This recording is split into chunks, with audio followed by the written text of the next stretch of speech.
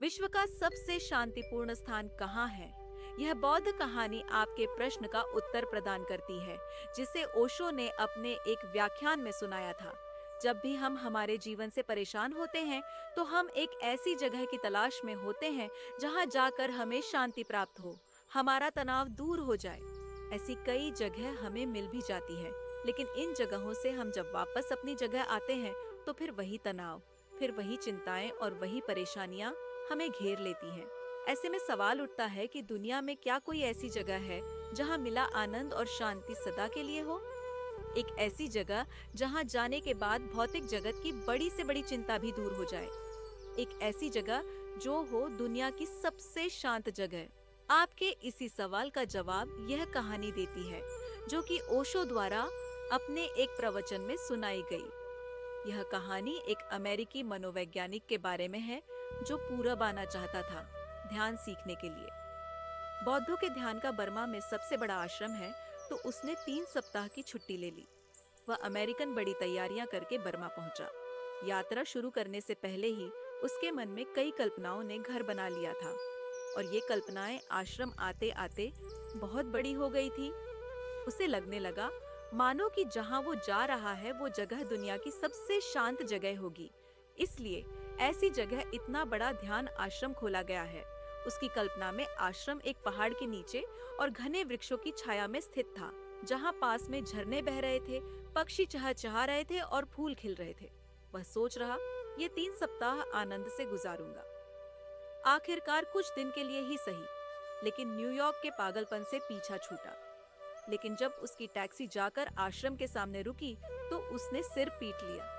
वह बीच बाजार में था, मछली बाजार में। बदबू ही बदबू और उपद्रव ही उपद्रव। सब तरफ शोरगुल। कहीं मक्खियां भिनभिना रही हैं, कहीं कुत्ते भौंक रहे हैं, आदमी सौदा कर रहे हैं, स्त्रियां भागी जा रही हैं और बच्चे चीख रहे हैं। उसने कहा, यह आश्रम की जगह है। उसका मन तो हुआ कि इसी वक्त सीधा वापस लौट जाऊं, लेकिन 3 दिन तक कोई लौटने के लिए हवाई जहाज भी ना था। तो उसने सोचा, अब आ ही गया हूं, तो कम से कम इन सद्गुरु के दर्शन तो कर ही लूं। ना जाने किस सद्गुरु ने यहाँ आश्रम खोल रखा है। ये कोई जगह है आश्रम खोलने की? अंदर गया तो बद्दा हैरान हुआ। सांझ का वक्त था और कोई 200 कौए आश्रम पर लौट रहे थे, क्योंकि सांझ को बौद्ध भिक्षु भोजन करके उनको कुछ फेंक देते होंगे, गेहूं चावल इत्यादि। कौ की काऊ काऊ ने हर तरफ चीख चीतकार मचा रखा है। वह बोला, छी कैसी जगह है, और यहीं भिक्षु ध्यान करते हैं। वहीं उसने देखा कोई भिक्षु टहल रहा है, जैसा बौद्ध टहलकर ध्यान करते हैं। कोई वृक्ष के नीचे शांत बैठा ध्यान कर रहा है। युवक खड़ा होकर एक क्षण देखता रहा। बात कुछ समझ न आई, बड़ी विरोधाभासी लगी, लेकिन भिक्षुओं के चेहरों पर बड़ी शांति भी थी, जैसे यह सब कुछ हो ही नहीं रहा है, या जैसे ये कहीं और है, किसी और लोक में है, जहां ये सब खबरें नहीं पहुंचती। अगर पहुंचती हैं तो कोई विक्षेप नहीं है। इन भिक्षुओं के चेहरों को देखकर उसने सोचा, 3 दिन तो रुक ही जाऊं। वह गुरु के पास गया और गुरु से पूछा, ये क्या मामला है? ये कहाँ जगह चुनी आपने? तो गुरु ने कहा, रुको, 3 सप्ताह बाद अगर तुम फिर यही प्रश्न पूछोगे तो उत्तर दूंगा। 3 सप्ताह रुक गया। पहले तो 3 दिन के लिए रुका, लेकिन 3 दिन में लगा कि बात में कुछ तो दम है। 1 सप्ताह रुका तो धीरे धीरे पता चला, यह बात कुछ अर्थ नहीं रखती कि बाजार में शोरगुल हो रहा है, ट्रक जा रहे हैं, कारें दौड़ रही, कौए कांव कांव कर रहे, कुत्ते भौंक रहे हैं या मक्खियां भिनभिना रही। ये सब बातें कुछ अर्थ नहीं रखती। तुम कहीं दूर लोक में जाने लगे, तुम कहीं भीतर उतरने लगे, कोई चीज रुकावट नहीं बनती।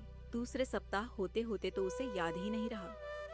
तीसरे सप्ताह तो उसे ऐसे लगा कि अगर ये कौए यहाँ न होते, ये कुत्ते यहाँ न होते, यह बाजार न होता, तो शायद ध्यान हो ही नहीं सकता था, क्योंकि इसके कारण एक पृष्ठभूमि बन गई।